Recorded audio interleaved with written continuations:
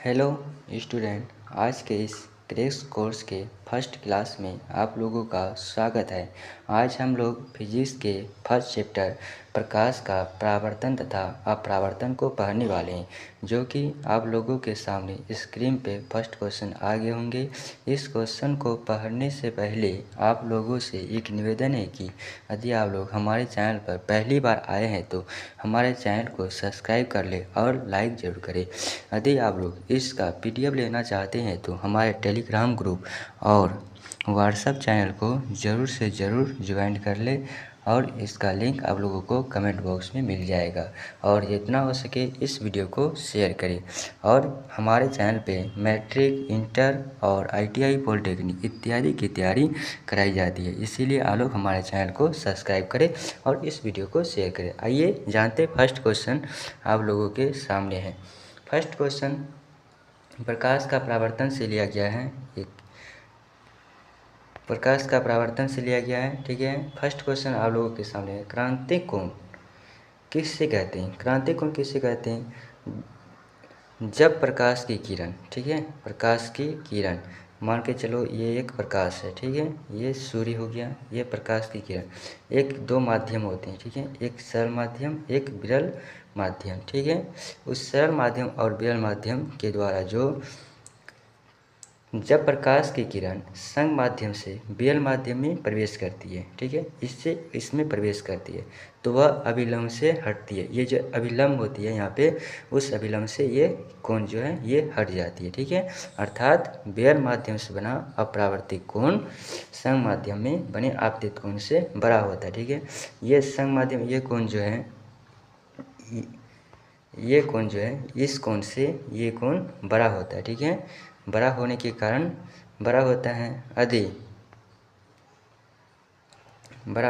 यदि विरल माध्यम से बना अपतित कोण समकोण हो, ठीक है। विरल माध्यम से बना अपतित कोण जो है वह समकोण हो, तो जैसे कि ये समकोण हो, तो समकोण होने के कारण हो जाने के कारण अपेक्षा संग माध्यम में आपतित कोण को क्रांतिक कोण कहते हैं, ठीक है। ये क्वेश्चन समझ में आ गया होगा। यदि नहीं तो एक बार फिर से इस क्वेश्चन को हम रीड करते हैं और आप लोगों को समझाने के प्रयास करते हैं। यदि क्वेश्चन को समझ में नहीं आता है तो फिर से इस वीडियो को देख लीजिए, आपको अच्छी तरीके से ये क्वेश्चन याद हो जाएगा।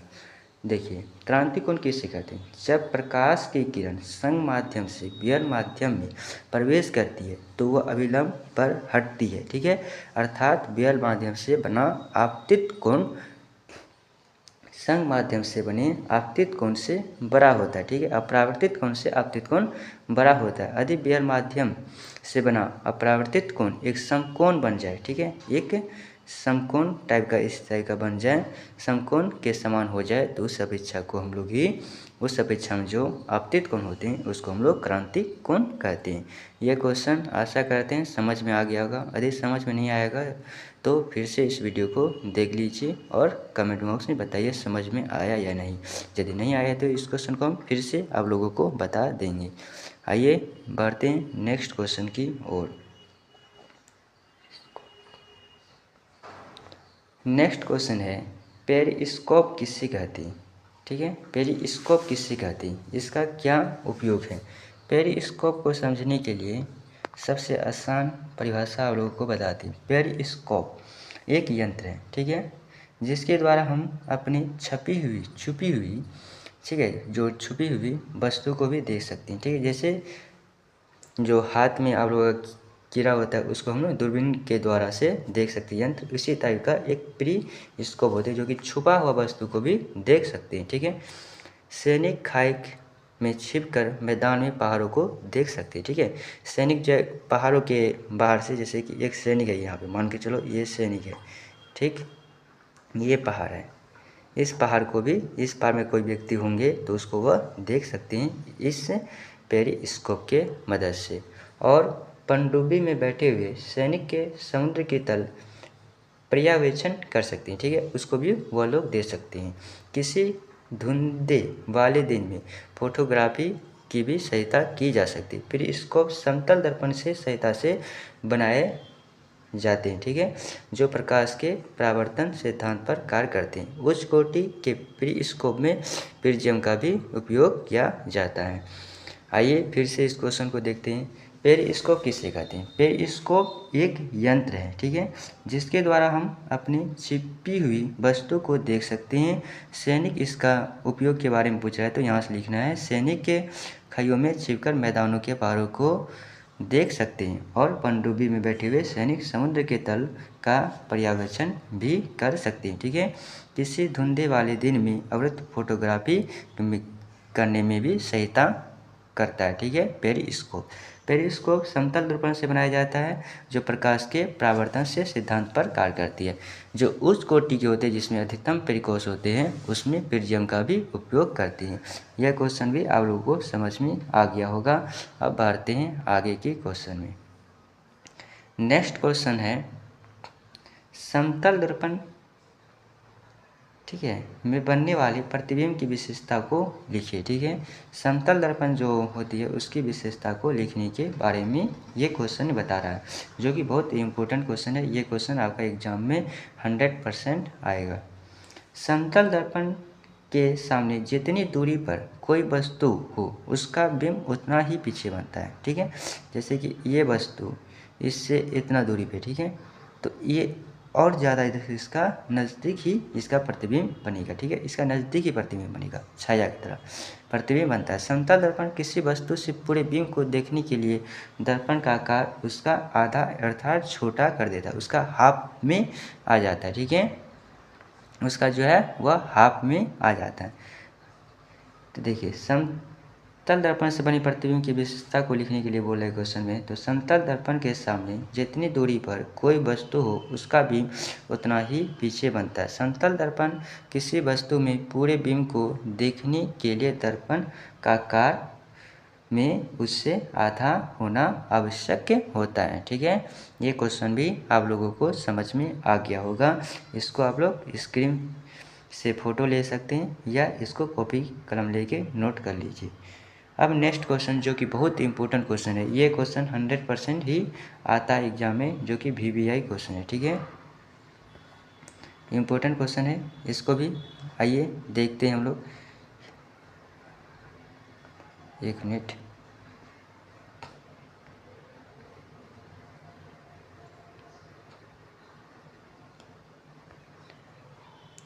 इस क्वेश्चन को भी हम लोग देखते हैं क्या लिखा हुआ है इस क्वेश्चन में। अवतल दर्पण के उपयोग को लिखिए, जो कि बहुत इंपॉर्टेंट क्वेश्चन है ये क्वेश्चन। अवतल दर्पण के निम्न उपयोग हैं। पहला उपयोग क्या है इसका? बड़े आकार के, ठीक है, फर्स्ट में लिखा गया बड़े आकार के अवतल दर्पण का प्रयोग ऊर्जा के लिए किया जाता है, ठीक है, ऊर्जा के लिए भी किया जाता है। इनका प्रयोग वाहन के हेडलाइट, लेपो, सॉलाइट, टर्च आदि बनाने में भी किया जाता है। शेविंग दर्पण को मतलब दाढ़ी बनाने के लिए भी इसका उपयोग किया जाता है। दंत चिकित्सा विशेष योग्य रोगी का परीक्षण करने के लिए भी इसका उपयोग किया जाता है। अवतल दर्पण के उपयोग कौन कौन सा है? इसमें ऊर्जा के लिए भी उपयोग किया जाता है इसका, ठीक है, और इसमें हेडलाइट, लेपो, सॉलाइट, टर्च आदि बनाने में किया जाता है। शेविंग अर्थात दाढ़ी बनाने के लिए भी उपयोग किया जाता है। दंत चिकित्सा और विशेषज्ञ रोगी परीक्षण के लिए भी किया जाता है। नेक्स्ट क्वेश्चन की ओर बढ़ते हम लोग। प्रकाश का परावर्तन क्या है? अपरावर्तन क्या है? प्रकाश का अपरावर्तन क्या है? इसके नियमों को लिखिए। सबसे इम्पोर्टेंट क्वेश्चन यही है आज के इस वीडियो का सबसे इम्पोर्टेंट क्वेश्चन। प्रकाश के अपरावर्तन के कितने नियम हैं? तो 2 नियम हैं, ठीक है। प्रकाश का अपरावर्तन क्या है? इसके नियमों को लिखिए। 2 नियम हैं। आपतित किरण, ठीक है, आपतित किरण, अपरावर्तित किरण तथा आपतन बिंदु पर अभिलंब तीनों एक ही तल में होते हैं, ठीक है। जैसे कि आपतित, यहाँ पे इसको हम बनाते हैं एक किरण, ठीक है, आपतित किरण ये तीनों एक ही बिंदु पर होते हैं, ठीक है, ये बिंदु मान के चलो एक ही बिंदु पर होते हैं। नेक्स्ट दूसरा नियम इसका क्या है? दूसरा नियम, जब एक ही रंग के प्रकाश की किरण किन्हीं 2 मध्यमों की सीमा के तल पर तिरछी आपतित होती है तो आपतन कोण I की जिया साइन तथा आपतन कोण R की जिया का अनुपात एक नियंत्रक होता है। इस नियम को स्नेल का नियम भी कहते हैं। ठीक है, स्नेल का नियम ये देगा तो आप लोग ये 2 नंबर का जो आंसर लिखा हुआ है इसको आप लोग लिख सकते हैं। स्नेल का नियम इससे भी कहते हैं। इस क्वेश्चन को एक बार और रीड किया जाए तो प्रकाश का परावर्तन क्या है। प्रकाश के परावर्तन के 2 नियम हैं, आपतित किरण, अपरावर्तित किरण तथा आपतन बिंदु पर अभिलंब के तीनों एक ही तल में होते हैं। ठीक है, ये फर्स्ट हो गया।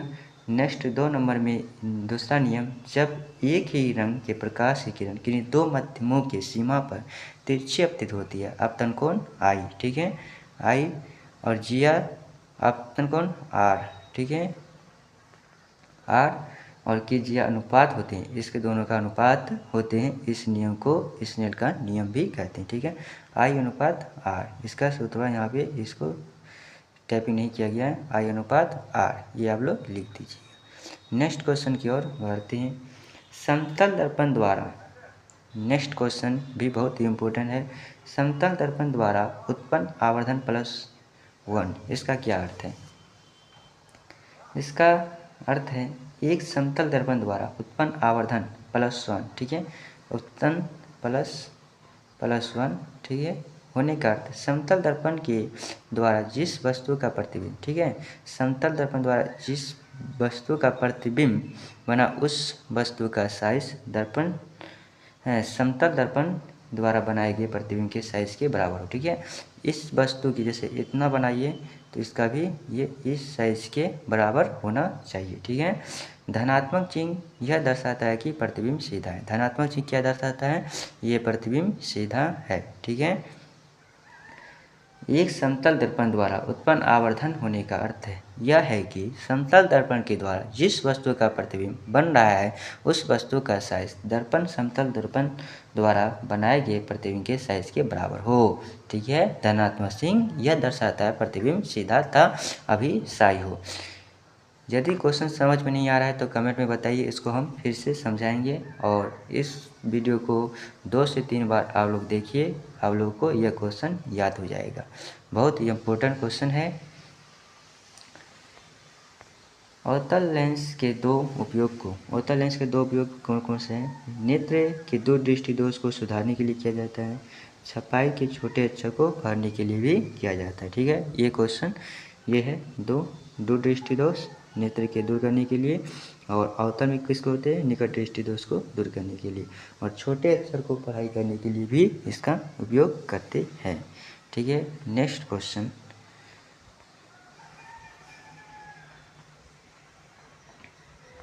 ये क्वेश्चन आपको आप लोगों को नियम के बारे में ऊपर बताया गया था 4 नंबर क्वेश्चन में। इसको हम थोड़ा सा आप लोगों को दिखा देते हैं। इस प्रकाश के इसके नियम के बारे में वहाँ पे बता दिया गया था, और प्रकाश का परावर्तन क्या है इसके बारे में आप लोगों को हम यहाँ पे अच्छे तरीके से समझा देते हैं। प्रकाश का परावर्तन किसे कहते हैं, जब प्रकाश किसी पॉलिश हुई या चमकदार सतह पर पड़ती है तो यह एक सुनिश्चित दिशा में विस्तृत होता है। किसी पॉलिश की हुई सतह से प्रकाश का एक सुनिश्चित रूप से दिशा बदलने की परिघटना को परावर्तन कहते हैं। चमकदार वस्तु हो और जिसमें रोशनी पड़ती है सूर्य की या किसी भी, तो उसमें जो उनका परिवर्तन का आकार, जैसे मान के चलो यहाँ समझाते हैं, ये है। ठीक है, ये सूर्य की प्रकाश इस पे पड़ता है। ठीक है, ये प्रकाश हुआ, ठीक, ये दिशा बदल के ये इधर आ गया, तो इसी को हम लोग प्रकाश का परावर्तन कहते हैं। 2 नियम, आपतित किरण दर्पण के आपतन बिंदु पर अभिलंब तथा परिवर्तन किरण एक ही तल पर होते हैं, और परिवर्तन कोण सदैव आपतन कोण के क्या होते हैं, बराबर होते हैं। ये क्वेश्चन भी आप लोगों को समझ में आ गया होगा। यदि समझ में नहीं आया होगा तो फिर से इस क्वेश्चन को रिपीट करके देख लीजिए, आपको समझ में आ जाएगा। और इसका PDF लेने के लिए आप लोग हमारे टेलीग्राम ग्रुप को ज्वाइन कर ले, वहाँ पे इसका PDF डाला गया है, और व्हाट्सएप चैनल पे भी इसका PDF डाला गया है, तो इसका लिंक कमेंट बॉक्स में आप लोग को मिल जाएगा। नेक्स्ट क्वेश्चन की बात करते हैं हम लोग। नेक्स्ट क्वेश्चन, दिए गए अवतल लेंस और अवतल लेंस एक ही कांच की एक वृत्ताकार पट्टिका के सतहों पर छुए बिना उनकी पहचान कैसे करेंगे। ठीक है। अवतल लेंस और अवतल लेंस एक कांच की वृत्ताकार पट्टिका में बंद है, ठीक है। उसको बिना छुए हुए कैसे पता करेंगे?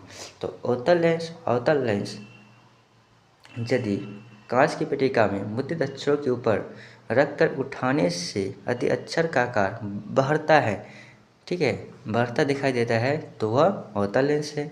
ठीक, उसका ऑपोजिट, यदि अक्षर का आकार छोटा दिखाई दे तो वह अवतल लेंस होगा। यदि अक्षर का आकार समान रहेगा तो क्या होगा? वह कांच का वृत्ताकार पट्टिका होगी। ठीक है, समझ में आ गया होगा।